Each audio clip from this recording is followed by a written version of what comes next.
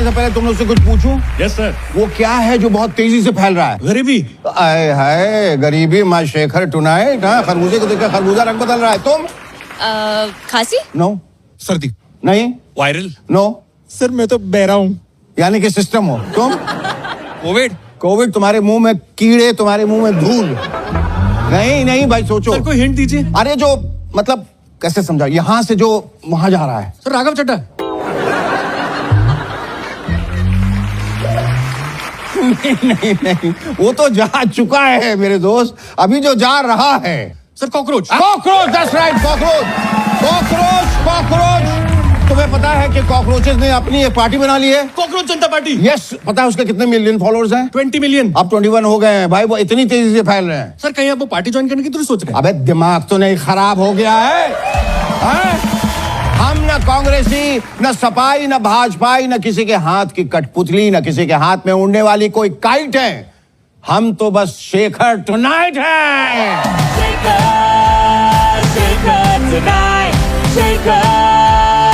Shaker tonight. Let the people decide whether we are dark or bright, wrong or right, black or white. Welcome to Shaker tonight. पर्दा उठेगा, गर्दा उड़ेगा, band बजेगा, हर कोई सुनेगा, आवाज हम उठाएंगे, सबको सुनाएंगे। देश हमारा है, हम ही बचाएं। सालों की मेहनत एक रात में बिक जाती है। पेपर लीक की खबर सुबह हेडलाइन बन जाती है। पेपर लीक हो गया, अरे वो तो लीक ही था, क्योंकि सिस्टम अपना थोड़ा वीक ही था। सवाल जो पूछे वो एंटी कहलाएंगे, ऊपर तक तो खैर सिर्फ बबली और बंटी ही जाएंगे। देश हमारा है, तुमसे ज्यादा हमको प्यारा है। ये मिट्टी, ये हवा, हर कोना हमारा है। बोलेंगे तो खोलेंगे, झूठ के आसन डोलेंगे। बच्चा बच्चा बोलेगा, पर्दा उठेगा, गर्दा उड़ेगा, बैंड बजेगा, हर कोई सुनेगा। Ladies and gentlemen, our guest on Shaker tonight is actor Ali Fazal. But before that, please give a big round of applause to our rocking band, the Bandstand.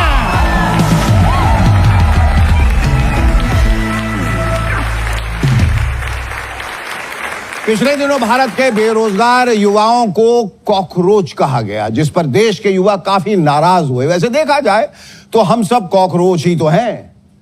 खाने में मिलावट है, सांस लेने में रुकावट है, चारों तरफ कूड़ा करकट है, सिस्टम में सड़ांध है। इतना सब झेलने के बाद भी अगर हम जिंदा हैं तो हम कॉकरोच ही हैं। राष्ट्रकवि दिनकर जी ने कहा था, सिंहासन खाली करो कि जनता आती है। कहीं ऐसा ना हो कि युवा कह दें, रास्ता साफ करो कि कॉकरोच आते हैं। इतना ही नहीं, कॉकरोच जनता पार्टी का एक्स अकाउंट भी बैन कर दिया गया ना। That was expected. इसलिए उन्होंने तुरंत दूसरा अकाउंट बना लिया। अरे भाई, आपको यह भी नहीं पता, कॉकरोच को तो परमाणु बम से भी खत्म नहीं किया जा सकता, और आप अकाउंट बंद करके इन्हें खत्म करना चाहते हैं।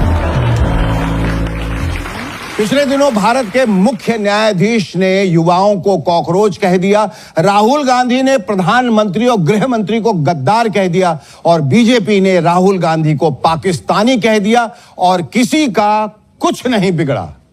लगता है फ्रीडम ऑफ स्पीच अब एक लग्जरी आइटम बन चुका है, जिसे हर कोई अफोर्ड नहीं कर सकता।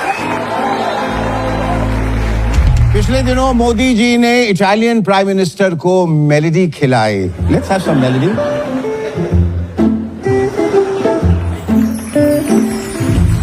जहां वो बहुत खुश दिखे।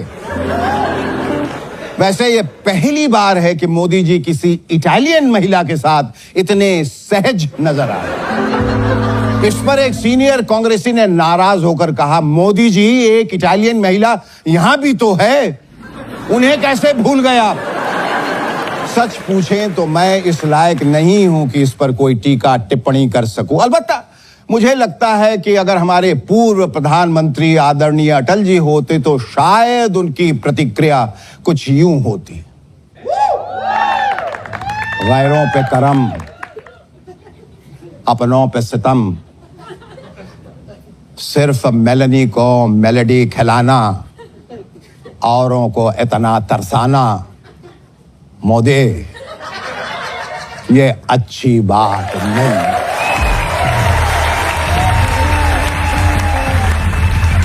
याद कीजिए जब मोदी जी ने झालमुड़ी खाई थी, याद कीजिए, तो न्यूज एंकर्स ने झालमुड़ी का पूरा इतिहास बता दिया और अब मेलिनी को मेलेडी खिला के मेलेडी का भाव बढ़ा दिया। बस हमारा अपने आदरणीय, माननीय, सम्माननीय मोदी जी से इतना निवेदन है कि लगे हाथों एक बार सर रुपया भी हाथ में लेके फोटो खिंचवा लीजिए, क्या पता रुपए का भाग भी जाग जाए। पहले रुपया गिरता था तो भारत सरकार जिम्मेदार होती थी, आजकल भी रुपया गिरने पर सरकार ही जिम्मेदार होती है। अमेरिका। राघव चड्ढा ने दिल्ली हाई कोर्ट से अपनी प्रिवेसी और पर्सनालिटी की सुरक्षा की मांग की, जिसे कोर्ट ने यह कहते हुए ठुकरा दिया कि आप अपनी आलोचना को प्रिवेसी और पर्सनालिटी नहीं कह सकते। चड्ढा जी, आप तो माशाल्लाह इतने सयाने हैं, आप इतना भी नहीं जानते कि पार्टी बदलते ही ना आप वो पर्सन रहे, ना वो पर्सोना रहे, ना ही आपकी वो पर्सनालिटी रही, तो फिर प्रिवेसी किस बात की? क्या चाय और समोसा एंजॉय करना सिर्फ आपका ही हक है? लोगों को भी करने दें। गुजरात के एक ज्वेलरी शोरूम में काम करने वाली एक महिला कर्मचारी ने उसी शोरूम से लगभग 1.5 करोड़ के सोने के गहने चुरा लिए। पकड़े जाने पर जब उस महिला से पूछा गया कि तुमने चोरी क्यों की, तो उस महिला का कहना था, मोदी जी ने तो सोना खरीदने से मना किए थे ना, चोरी करने से थोड़ी, गधेड़े।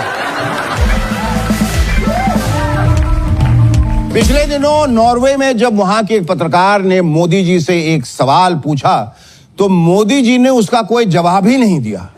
सवाल पूछने वाली इस महिला पत्रकार को इतना भी नहीं पता कि दिल्ली ऊंचा सुनती है। बताइए, नॉर्वे नंबर 1 है प्रेस फ्रीडम इंडेक्स में। मैं तो कहता हूं सब झूठ है, सब बिग लाई। क्योंकि हमारे यहां मीडिया को जितना फ्रीडम है, जितनी आजादी है, उतना दुनिया में कहीं नहीं। क्या कहा? नहीं है? क्या बात कर रहे हैं आप? हमारा मीडिया जब चाहे, जो चाहे, जैसी चाहे वैसी खबर कभी भी चला सकता है। तो बताइए, फ्रीडम यहां है कि नॉर्वे में? हमारा मीडिया जिंदा एक्टर्स को मार सकता है, युद्ध के समय पड़ोसी मुल्क के सीनियर लीडर को गिरफ्तार करवा सकता है, उसके बड़े शहरों पे कब्जा कर सकता है, सरकार के साथ कंधे से कंधा मिलाकर छोड़िए, जबान से जबान मिलाकर चल सकता है। कितनी आजादी है यहां पर कि जो खबर है ही नहीं उसे भी खबर बना सकते हैं और जो खबर है उसे कब्र में दफना सकते हैं। इतनी आजादी और कहां है भाई साहब? कोई बताएगा? Can anyone tell me? National testing agency के एक टॉप ऑफिशियल ने जांच समिति के सामने बयान दिया है कि नीट का पेपर लीक नहीं हुआ, बस उसके सवाल लीक हुए।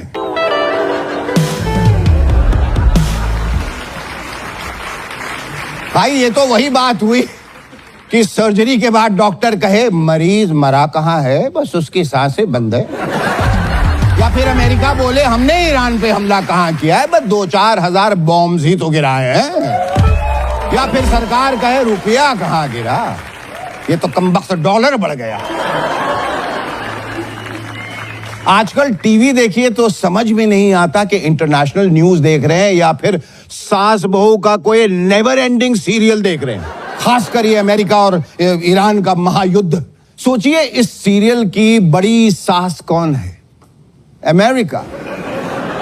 और ये कैसी सास है जिसे घर यानी दुनिया के हर कोने में नाक घुसेड़ने की आदत। बहू किचन में क्या पका रही है, तेल कितना इस्तेमाल हो रहा है, मतलब ईरान ईरानी पुलाव बना रहा है या फिर परमाणु बम। सास अमेरिका को हर बात से दिक्कत। उधर ईरान के सुप्रीम लीडर उस आइडियल बहू की तरह हैं जो कमरे के अंदर बैठकर कुंडी लगा लेती है और चिल्लाती है, मैं यूरेनियम भी बनाऊंगी और रील्स भी, जो करना है कर लो।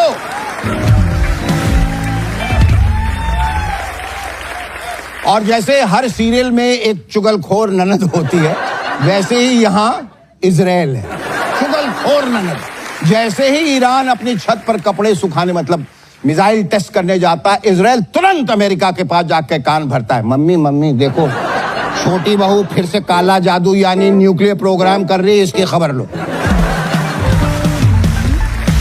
रूस इस सीरियल का वो शातिर पड़ोसी है जो अपनी खुद की लड़ाई यानी यूक्रेन वॉर में फंसा है, लेकिन फिर भी बहू ईरान को फोन करके कहता है, बेटी हिम्मत मत हारना, सास अमेरिका की अलमारी की चाबी कहां छिपी है उसकी लोकेशन मैंने तुम्हें व्हाट्सएप कर दी। रूस खुद तो लड़ने नहीं आता, पर बहू के हाथ में बेलन यानी इंटेलिजेंस और ड्रोन जरूर थमा देता है ताकि सास का सिर फूटता रहे।